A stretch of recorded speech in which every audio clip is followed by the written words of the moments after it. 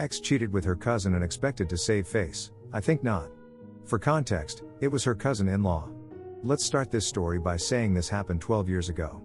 I'm now happily married with 3 children and regret absolutely nothing. I was with my new ex for 3 years. I had noticed that she was being extremely controlling.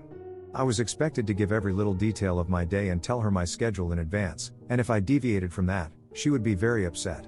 She chalked it up to just bad feelings she was having and shrugged it off as her paranoia for past relationships of infidelity. I had never once cheated or strayed, and I never gave her a reason to act like this. It felt unbecoming of my fiancé to act in such a way. Now this is where it gets juicy. After she had asked for my schedule to make plans, as mine tends to be more hectic than hers, I noticed she was texting someone. In my line of work, if I put in more than 40 hours, I have the ability to take time off at will as long as the work is completed at a later date. I was very good friends with a brother and still am. We laugh about this to this day, and he actively reminds her of it. I messaged him stating I wanted to do something special for her a little bit earlier than our anniversary to make sure it was a special surprise. They both worked in the same fabrication facility. He was a fabricator and she a shipping manager. He was kind enough to let me know her schedule. That's where the discrepancy falls into place. Without my knowledge, she was foregoing overtime. She worked 12-hour shifts Monday through Friday, with the exception of Wednesday, when she would only work half a day. She had been taking Wednesdays off right around the time that she started getting extremely controlling. Lucky for me, I had stacked several days of leisure time up, so taking a Wednesday off for me was not an issue. A few days go by, and Wednesday's here. I put on my work gear and leave for work. I was expecting her to leave as our apartment complex had 2 exits on the same road I could see directly across from a shopping center, so I parked my car near the back and waited. After about an hour, I noticed a very specific red Mustang with a specific decal on the back window. It was her cousin by marriage. I had also done my due diligence to take an old laptop, which we kept on our desk in an office area with a full view of the living room, bedroom door and bathroom plus the kitchen. I had set it up for remote access and had it alert me when the webcam noticed movement. Giving her the benefit of the doubt, I thought he may be dropping something off or coming over to assist her with something, as her family sometimes does. Sure enough, a message came through, so I remote into my laptop. He walks through the door without skipping a beat. She unbuttons his shirt and begins kissing him. I created a URL link for the live stream. And as she was preoccupied, we had a family group text and a friend group text.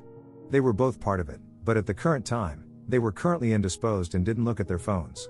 They didn't even wait. They could have gone to the bedroom, but no, they decided to get freaky deaky right there on the couch. I sent the link off to the friend group chat and the family group chat. Within minutes, I'm getting calls nonstop from friends and family alike. There was no turning back. She was getting blown up, but she was ignoring her phone. Not until the 4th or 5th call came through did they decide to take a break. For context, the state I live in allows recording of personal property regardless of occupancy. I was the only one on the lease. She wasn't allowed to be on the lease because of poor credit. The call she had picked up was from her cousin's mother who she was banging. She answers the phone on speaker, and I kid you not, the first words out of his mother's mouth were "Stop fucking my son." They both became rigid, and she began to stutter over her words, saying, "What are you talking about?" etc. The mother then divulged that there was a live feed of them sent out by me to her family. She grabbed every pillow off the couch and covered herself up. The cousin staggered off, trying to put on his pants and shoes, just to trip himself up and bang his head off of my coffee table, leaving it with a divot.